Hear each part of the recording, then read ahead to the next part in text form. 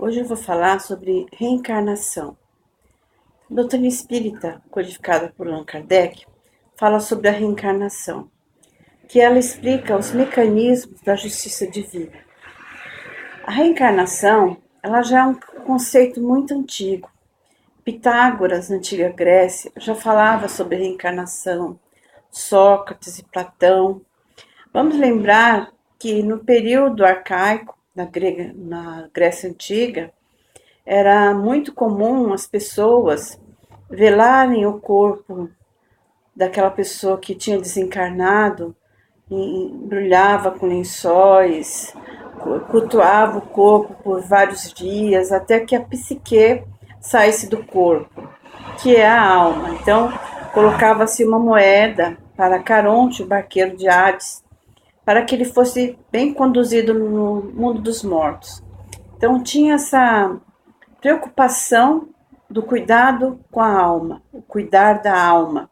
Então, não foi a doutrina espírita, e também temos outras religiões, filosofias que acreditam na reencarnação, a Índia, por exemplo, mas hoje nós vamos focar mais na doutrina espírita.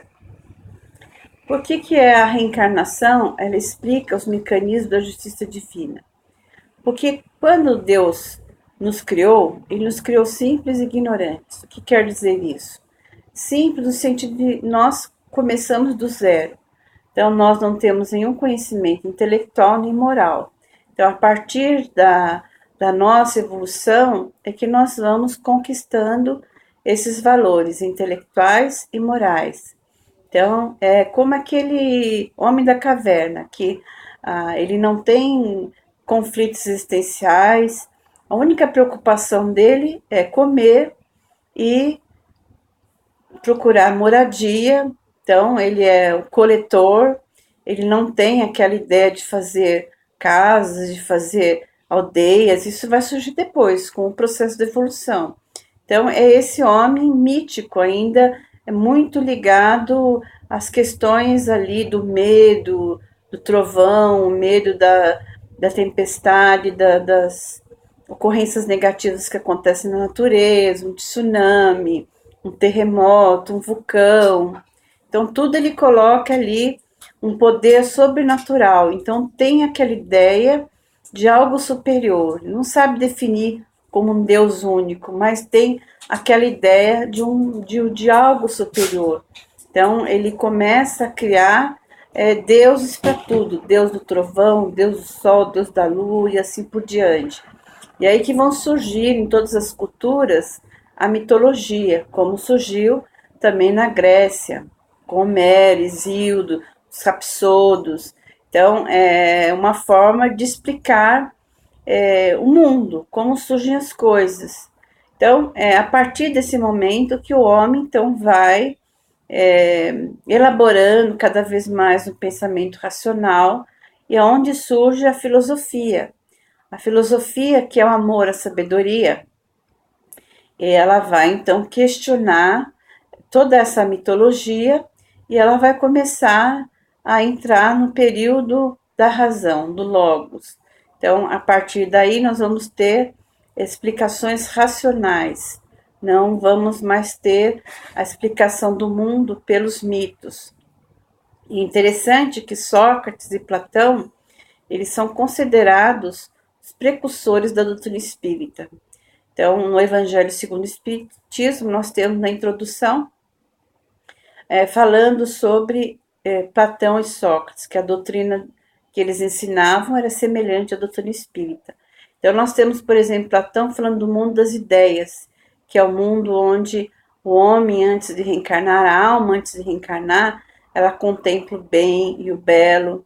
Então, que ao reencarnar, ela já traz essas ideias de lá. Então, conforme o homem reencarna, ele tem essas ideias inatas. Então, o mundo das ideias, na verdade, para os espíritas, é um mundo espiritual, que é o mundo que sobrevive a tudo. A nossa verdadeira existência é no mundo espiritual, não é na Terra. Então, nós reencarnamos para quê? Para evoluir, para crescer moralmente, intelectualmente. Então, conforme está no livro dos Espíritos, a reencarnação ela pode levar algumas horas, que são casos muito especiais, exceções, até séculos. Então, a nossa verdadeira vida é lá. Por quê? Porque conforme nós vamos reencarnar, existe toda uma programação. Então, não é assim, chego no mundo espiritual, eu fiz besteira na Terra, eu quero reencarnar novamente. Não é assim. Tem toda uma programação. Então, nós temos que programar a família que vamos reencarnar, os acertos que precisamos fazer. Então, dá trabalho. Então, por exemplo, o lar. O lar é um reencontro de almas, de afetos e desafetos do passado. Quem são esses desafetos? São aquelas pessoas que no passado nós prejudicamos ou vice-versa, e que hoje estão no nosso lar, que é aquele familiar que torna a nossa vida mais difícil. Mas é justamente essa programação que nós solicitamos tanto para que nós possamos nos acertar enquanto estamos reencarnados, para que nós possamos nos libertar das pendências do passado. Então, por isso que a doutrina espírita, ela diz que a reencarnação explica os mecanismos da justiça divina. Então, se não tivesse a reencarnação, se fosse a unicidade da existência, uma só existência, então Deus seria muito injusto. Por quê? Porque um nasce pobre, outro rico. Um nasce lindo, maravilhoso e o outro desprovido de beleza. Por que um nasce são, perfeito, e outro nasce doente e tem que conviver com uma doença para a vida toda, outros nascem com doenças mentais gravíssimas. Então, aquela pessoa que às vezes ela nasce sem os olhos, por exemplo, né? Nasce cego, surdo, mudo, ou então aquela pessoa que nasce e morre, né? Então, seria um Deus muito injusto. Então, o que acontece? Nós somos construtores do nosso destino. Tudo que nós fazemos na existência vai repercutir no futuro. Então, os caminhos equivocados que nós tomamos pelo mau uso do nosso livre-arbítrio vai ter consequências no futuro. Então, não tem nada a ver com o castigo de Deus, que Deus não castiga.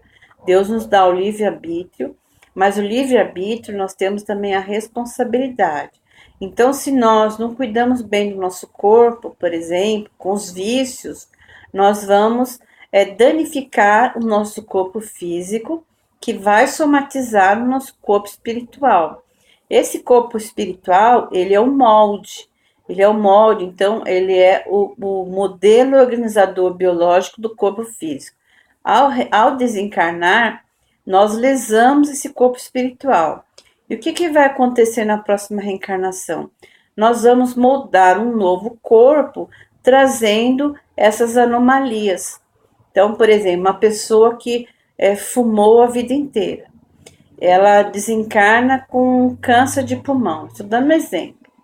O que vai acontecer? Ela lesou seu corpo físico por conta do uso do cigarro e ela vai, consequentemente, lesar seu corpo espiritual. Esse corpo espiritual, que a doutrina espírita chama, perispírito, ele também é feito de matéria, mas é uma matéria quintenciada. Ela vibra em outra dimensão. Então, quem comanda tudo é o espírito. Então, o perispírito, ele é o elo entre o corpo e o espírito. Então, tudo é comandado pelo espírito. Então, o corpo adoece pelo comando do espírito. Então, o espírito que está comandando aquele corpo. Então, o corpo apenas obedece. Então, esse corpo espiritual, ele é lesado por conta desse vício, desse câncer de pulmão. Então, ele desencarna com esse corpo espiritual lesado, esse perispírito. Quando ele reencarnar de novo, ele vai moldar um novo corpo, trazendo ali essa dificuldade, que às vezes é uma bronquite asmática. Então, às vezes uma pessoa que nunca fumou, e a gente fala assim, nossa, mas nunca fumou e está com câncer. Então, às vezes são consequências do passado, lembrando que não é castigo divino, são as nossas escolhas equivocadas. Então, eu dei um exemplo desses vícios físicos, mas nós temos também os vícios morais, por exemplo, o ódio. O ódio, ele lesa a parte do sentimento, do coração. Então, esse sentimento negativo. Então, são várias coisas. Aquela pessoa que é muito reativa, então, que reage a qualquer coisa, ela também está lesando aí o seu corpo físico. Então, são várias coisas que nós estamos fazendo de errado, às vezes, para lesar o nosso corpo. Jesus falou o seguinte: se a tua mão é motivo de escândalo, arranca, né? Se seu olho é motivo de escândalo, ele não quis dizer para nós pegarmos e cortarmos a nossa mão ou furarmos o nosso olho, não é nada disso. Mas o que, que ele quis dizer? Ele quis dizer o seguinte, que quando, por exemplo, nós usamos mal o braço, a mão, para matar, para fazer coisas erradas, nós estamos danificando o nosso perispírito por essa energia negativa ao usar a mão, por exemplo, ao usar o braço para matar, para ferir, e lesando esse perispírito com essa energia negativa da violência, o que, que vai acontecer? Eu estou, então, na próxima reencarnação, eu vou trazer ali, às vezes, uma dificuldade nesse braço. Tem pessoas que nascem sem o braço, tem pessoas que, às vezes, nascem com sérias dificuldades, aleijões. Então, e a gente também não pode achar que tudo é por conta disso, que cada caso é um caso. Porque, por exemplo, uma pessoa que às vezes se atirou de um prédio ou debaixo de um trem por conta de um suicídio, ela também pode lesar o seu corpo espiritual.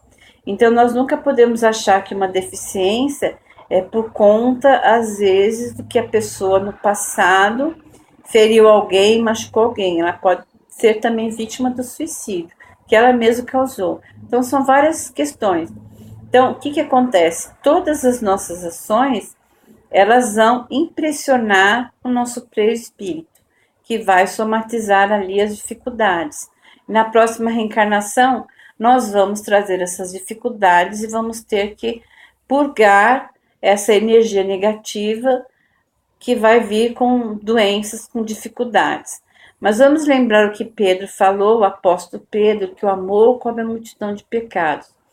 Então, conforme nós vamos praticando bem, vamos lembrar que tenho que praticar o bem, não é porque eu estou barganhando com Deus, não. Eu tenho que praticar o bem naturalmente, a conscientização do bem e a intenção da consciência. Então, quando eu faço o bem por querer fazer o bem, eu faço o bem porque eu entendi que o bem é a melhor escolha, através do meu livre-arbítrio, eu escolho o caminho do bem, eu escolho o caminho do amor, da caridade, que é o amor-ação. O que, que vai acontecer? Eu vou anulando essas pendências do passado. Por exemplo, se eu trouxe uma dificuldade na parte sentimental do coração, por coisas que eu fiz no passado, ao praticar o bem, eu vou dissolvendo essas energias negativas. Eu vou garantindo saúde para próximas reencarnações. E às vezes até nesta. Então, toda a nossa ação no bem, ela vai anulando as nossas ações negativas. Inclusive, Emmanuel fala isso, que o bem que nós realizamos é advogado da nossa causa. Joana de Anjos também fala isso. E vamos lembrar o que Kardec colocou na primeira folha do livro Céu e Inferno, que é um ensinamento de Ezequiel do Velho Testamento. E ele coloca assim: por mim mesmo eu juro, diz o Senhor meu Deus, que não quero a condenação do ímpio, e que sim que ele se converta e viva. Ou seja, Deus não quer a condenação de ninguém, ele não quer o sofrimento de ninguém. Ele, a partir do momento que o ser se arrepende, ele toma o caminho do bem, ele vai anulando aquelas questões negativas. Então, todo mal que fazemos tem consequências desastrosas para o futuro, dependendo do mal que realizamos. Às vezes nós temos que resgatar por séculos, porque às vezes ferimos muitos corações, tiramos a vida. Então, esse pessoal que está fazendo genocídio aí, fazendo terrorismo, nós temos que orar por essas pessoas, porque o futuro desses espíritos vai ser doloroso. talvez nem reencarnem mais na Terra, pelo mal que estão fazendo aqui. Vão reencarnar aonde? No mundo primitivo. Aliás, Chico Xavier falou desse mundo primitivo através do Geraldo Lemos Neto, que é uma super terra, o Quiron. Então, eles vão reencarnar, já estão reencarnando lá, segundo Chico Xavier. Esses espíritos são levados para a Lua e eles ficam ali 1 ano para diminuição do perispírito, e depois disso eles já estão sendo encaminhados. E lá nesse planeta, os homens habitam as cavernas. Então, vamos lembrar que Paraíso Perdido, a pessoa está aqui na Terra, reencarnada, e desencarna, reencarna no mundo primitivo. A Terra, comparada ao mundo primitivo, é um paraíso. Então, aquela questão lá de Adão e Eva, da raça adâmica, do paraíso perdido, conforme está lá no livro Gênesis de Allan Kardec, na verdade, o que aconteceu? Eles vieram de outro planeta que estava no momento de transição planetária para mundo de regeneração, mas como não estavam ali seguindo o progresso daquele planeta, que é um dos planetas da constelação de Cabra ou Capela, que fica a 42 anos-luz da Terra. Então, eles foram trazidos aqui para a Terra. Então, ao mesmo tempo que eles vieram para cá e começaram a avançar na evolução dos espíritos que estavam aqui, eles também, através da dor e do sofrimento, da saudade, fazem aquele processo de renovação interior. Porque o primeiro convite é sempre do amor. Quando nós não aceitamos o convite do amor, vem a dor, né? Não aceitamos o convite da dor, vem o sofrimento, que é pior do que a dor. Então, o convite de Jesus é o amor. Então, vamos procurar seguir pelo caminho do amor para que possamos merecer ficar aqui na Terra, nesse mundo de regeneração, ou até para um planeta superior. Como é que nós vamos conseguir isso? É através de nós mesmos, através dessa conscientização que temos que mudar. Então, o despertar da consciência, ele começa com o autoenfrentamento. Que autoenfrentamento é esse? Eu tenho que mudar, então eu tenho que enfrentar eu tenho que enfrentar que eu tenho defeitos, que eu preciso mudar, e através desse autoenfrentamento é que eu vou começar a perceber que eu tenho que trocar vícios por virtudes. Eu tenho que fazer o amor naturalmente. Então, nós vamos, aos poucos, despertando para esse amor e praticando esse amor. Porque a Terra, ela vai passar para o mundo de regeneração. Então, o que é importante aí? Eu tenho que vibrar na sintonia do amor, conforme Santo Agostinho, no capítulo 3º do Evangelho segundo o Espiritismo, que ele fala que no mundo de regeneração, os espíritos que reencarnam não tem mais a questão dos vícios morais, não são mais egoístas, invejosos, orgulhosos, são espíritos que já estão preocupados com o bem, com o amor. Então, o recado é para que nós possamos melhorar e seguir em frente, sempre amando o nosso próximo, amando a nós mesmos. O auto-perdão é muito importante, porque é através do auto-perdão que eu me liberto da culpa e procuro fazer o quê? O melhor ao meu alcance. Então, não adianta ficar remoendo coisas do passado. O importante é o momento presente. Então, o que eu posso fazer hoje? Então, o que eu posso fazer hoje para melhorar? Porque essa reencarnação aqui na Terra nossa é uma reencarnação chave. Então, é uma reencarnação muito importante. Ela pode decidir se nós vamos ficar aqui na Terra ou não.